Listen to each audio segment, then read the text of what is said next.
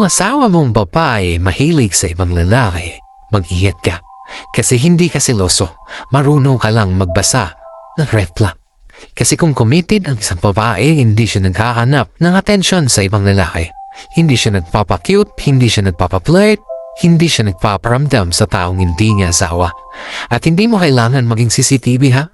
Para malaman kung mali siya. Kasi ramdam mo yun eh. Kasi kita sa kilos yun eh. Kasi halata sa ugali niya. Kaya wag mong sabihing insecure ka.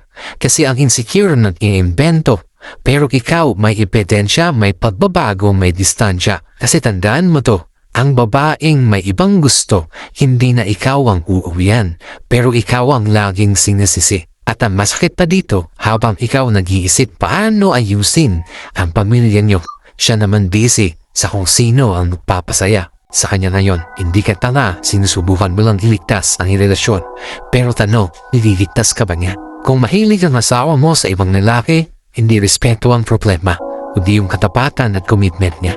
At kahit anong gawin mong kabutihan, hindi mo pwedeng piliin ang taong mas masaya sa maling atensyon.